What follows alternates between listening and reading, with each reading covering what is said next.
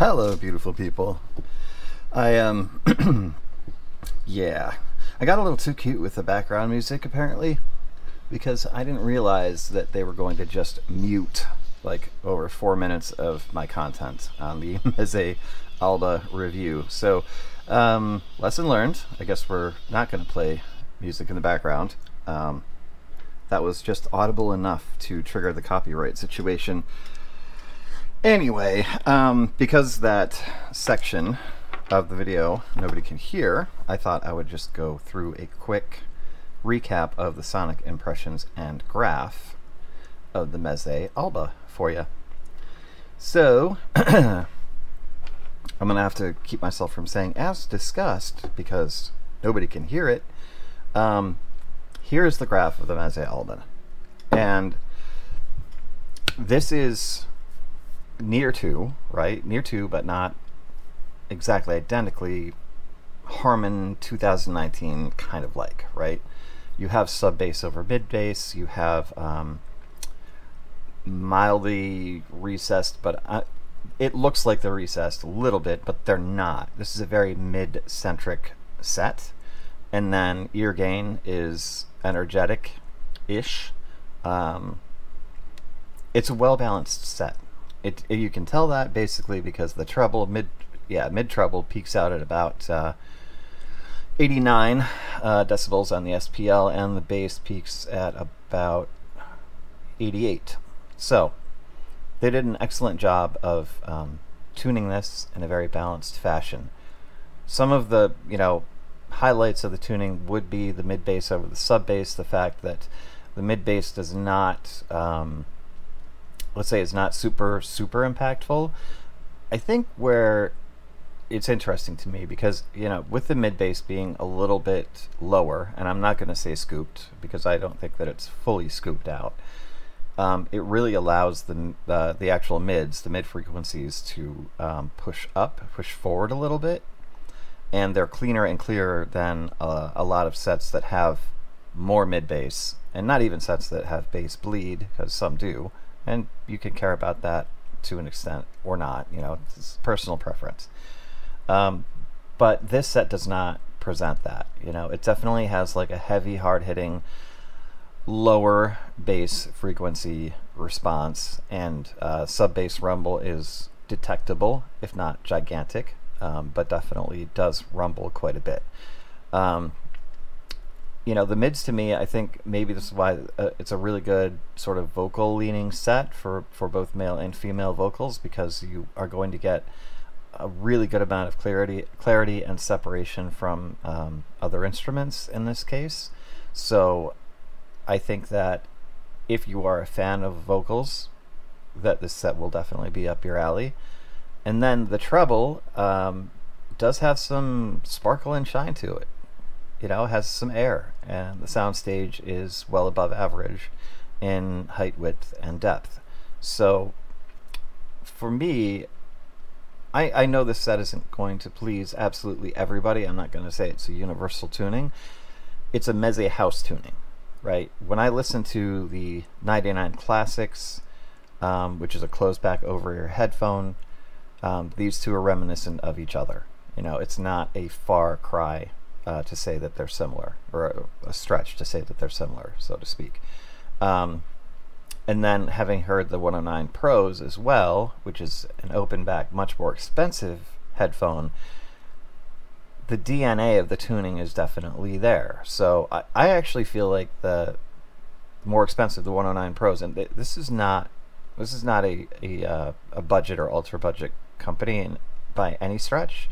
Like the Meze Alba is their introductory level set of earphones or headphones at $159. I think occasionally you can see their 99 Noir get down to about 150 or so on sale, so that could also be like an intro, but you're not going to see a sub $100, sub $50, sub $20 set from this company. It probably just isn't financially possible for them to offer it, and they don't want to be in that space. They're in the premium to ultra premium to luxury space. That's where they are because it's handmade stuff in Romania. You know, it's all handled in-house, engineering, construction, parts, everything. They have control of the quality from start to finish. And that much cannot be said for a lot, like probably the vast majority of chi-fi companies, right?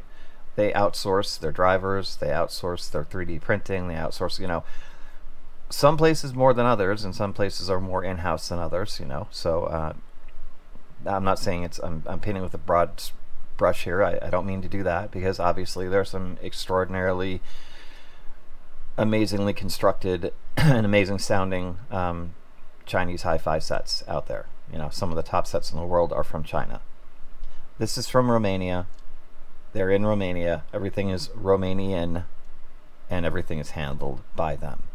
So I will pay more for that kind of quality control and that kind of like investment in a company, right? That's me. That may not be you. You know, you may say, well, I can get a single dynamic driver for like $75 that's going to be almost as good as this and have a better cable, and you know, that, okay, fine, that's fine. I'm not going to argue that. I won't argue that, okay? But what I can say is that there's an undeniable quality to this set. The tuning may or may not be exactly to your liking, but the tuning is really well done. The driver quality is very high, and this is just their style. And you know, it was hard for me because like I did want it to, good morning, I did want it to play metal better than it did. I did want to, there are things that I wanted from it that it didn't give me, and that's okay, because not everybody listens to the metal library that I listen to. Not everybody listens to a lot of the stuff that I listen to. But what I can say is, and this will be the wrap up, is that it is tuned in such a way where the vast majority of genres are going to play well on it. They're going to sound clear, they're going to sound true, and they're going to sound fairly natural, okay? The only place where it gets a little bit unnatural is in that sort of sparkly mid to upper treble area, and not every set can present that naturally anyway. So they sacrifice a little bit of naturalness to get more air, detail, and sparkle. And I'm sure that when you get into their more expensive products, that probably cleans up and becomes more natural, but that's going to cost more money. Therefore, the Alba, I think, a solid offering. You know, $159 in the whole scheme of things might be a little bit expensive. It might be too much for some people. You may say my return on investment is not quite what it should be for that price, and all of those things can be true. But does the set still sound great? Yes. And does it still play most genres really, really well? Yes. In particular vocals, because it is a very mid-centric set. That's going to wrap it up. I think I just, you know, learned my lesson. I apologize for this, because it's like you have to watch another video to actually hear what the sonic impressions were. Sonic impressions for me are very positive.